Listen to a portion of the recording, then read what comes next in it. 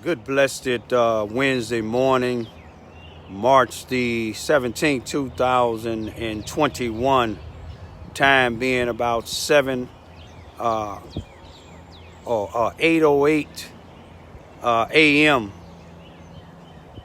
I'd like to greet all human beings all around the world with a universal greetings of peace and the blessings of God be with you. Doesn't matter what your political, philosophical, personal, nor religious beliefs may be. Doesn't matter whether you're the richest to the poorest person on the face of this earth. It doesn't matter whether you the proclaimed toughest to the proclaimed weakest person on the face of this earth. Doesn't even matter whether you like me, my YouTube channel, Raymond, R-A-Y-M-O-N-D, I-V-I-V-Y. It doesn't even matter whether you give me a thumbs up or a thumbs down. I greet all of you all with the same universal greetings of peace and the blessings of God be with you. First, I want to be saying that I'm praying for that 1-year-old that was shot about a month ago in Houston, Texas, by a police officer when a lady was being carjacked. Her story that she was sitting in the car when the carjacker told her to get out, but she refused to get out because of the fact that her 1-year-old child was in the back seat. The police said that the lady wasn't in the car when the police shot the carjacker. Whatever the case may be, praying for the young 1-year-old who's had several surgeries.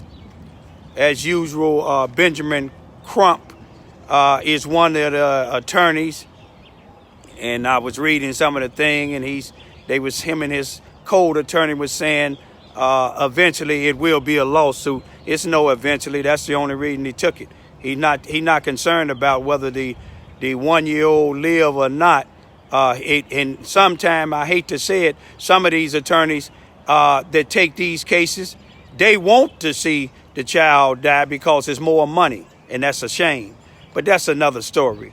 I also want to just pray for all the people that's being victim of these violent acts. You know, I'm talking about all human beings, but I got to get back focused into the black community where I frequently visit, you know, and some people may think this is racist. You can think of whatever you want to think it is. But, you know, anytime, you know, you have a president that's dealing with racism, anytime you have military personnel continuously being arrested and law enforcement being arrested for the event on Wednesday, January the 6th, 2021 in Washington, D.C., it makes you have a flag up when you a black person. You see what I'm saying? A black person should have a flag up unless they are part of what's going on. But I'm praying that, you know, people start documenting, black folks start documenting, use your cameras.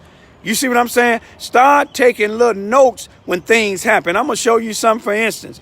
A couple of days ago, a white guy came up on my porch. I put it on my YouTube and all of my other social media.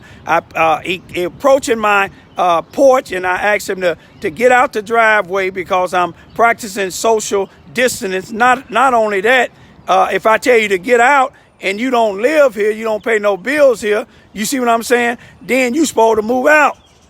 But anyway, he got to be belligerent. He got to threatening me, talking about beating me up. But you know, what I did was opposite what some of the people down here, when I say some, if the shoe fit wear it, they wanted me to get violence. Now, some people would have got violence. Had I got violence when he didn't move out, I'd have been justified because I got, like the police put in the report, Mr. Ivy have no trespassing, private property all over the place. But anyway, this same guy, after I did some research and the officer told me what he said, he told the officer he was coming over here to talk to me about a chainsaw. Now it came back to me 2 years ago, this same white guy, I was selling chainsaws, and I gave it to him, and he said he'll give me the money later on that day. He didn't come back, so I went down to the projects where he was staying with one of his aunties. It came back to me. Now, this was 2 years ago. He let the officers think it was just something just happened. But anyway, he opened up my chainsaw, took out the parts that he needed, and fled to East Prairie. Anybody know where East Prairie is? About 10 miles away from Charleston, Missouri. But he fled away. But it didn't even bother me. You know why? Because that's materialistic things. You see what I'm saying? But I never knew. That was the first time I ever really seen this guy. But it's coming back to me now. I be seeing this guy because he got a full beard now. I believe what he do is around here stealing, because I see him riding past on a bike and having another bike on his side, taking it up out of the community. But let me show you now. Now they arrested him for a verbal assault and what was it? Trespassing. Now they arrested him, but they didn't keep him overnight, or he didn't have to bond out. All he had to do was sign the papers and come to court on April the 14th. In other words, they gave him citations, tickets. Now, y'all remember back in 2000, now he came on my porch threatening me and trespassing. Y'all remember right down here where that stop sign is at. Here it is, the former NAACP president was on that same corner telling children to run, telling children that I rape children. The reason why I'm bringing it up, I'm trying to show you something now. I was merely going down there because one of my other neighbors had just told me this NAACP president came across the street to his house telling him and his old lady that I'm videoing their house, videoing the traffic coming in and out of their house. But they knew that was a lie, so they came and told me, and I seen what a NAACP was making his round down the street. He don't live in the neighborhood. He moved out the neighborhood. He live in an all-white neighborhood down the street from the police station. He don't live on the west side of town. He live on the northeast side of town. I live on the southwest side of town, 99.99% black. But anyway, I went down there to video showing what he was doing. But let me show you about him being a part of the good old boy system. They put an outstanding warrant for me for videoing him now. I didn't threaten him damn time. He didn't even call the police. If he was afraid, he'd have called the police. He didn't even call the police. A female that he gave a job to, she called the police. And the police said what she called for wasn't no crime committed, because I was videoing the NAACP president. But the police called him and told him to come down there, and he pressed charges saying that I was stalking him. How can I stalk him in my neighborhood when he in my neighborhood telling children that I rape children, telling other my neighbors that I'm videoing their houses? But I'm trying to show you a point. They gave me I put an outstanding warrant for me, arrested me, tried to come and take my two children. They had DCF. In the Department of Aging, I ain't too long had my daddy down here. May he rest in peace. They tried to take them. But my then, a 10-year-old, she was smart enough, queen. When they came to the door, I had already told her they locked me up, and she got to making calls. She didn't open the door for them. When she left, some of my neighbors called my sister when she was still staying in Sykeston before she moved back to Chicago. Smart move to get away from here. She came and got them. But they motive was to try to lock me up, come take my children's, as if I didn't have nobody. But I had to pay $350 bond. This white guy, he threatened me. I got it on video. He threatened me. He trespassed on my property, and they just gave him 2 tickets. But let me tell you what he did the same day. Not too long after they let him go. Now, he got a black wife that stay on Warren Street. He got his sister that stay on Lawnmower. He got his auntie that stays on Warhouse. He went to his black wife's house, which he's not. I went to the people that runs these projects on Warren Street and Lawnmower, and they said he's not on the lease, and I gave him a copy of the police report. I gave it to him for a reason, because people said he'd been around here starting chaos. He on drugs. I don't care what type of drugs he on. He didn't fight the police when they came to get him. But let me tell you this here.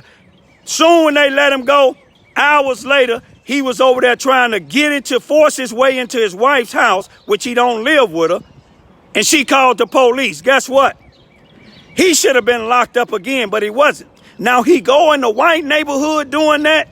If he'd have did what he did in the white neighborhood, what he did to me, 9 out of 10 times, one of them white folk would have shot him. But if they didn't, you can believe he wouldn't have got out on no tickets. He'd have been bonding out or been standing there for 24 hours. You see individuals like that running around, he on the west side of town, he gonna run into one of these young guys, they're gonna put lead up in him, and then they wanna charge him with murder. But if any of y'all have a problem with this individual and you have to do something to him, his name is James Randall Miller.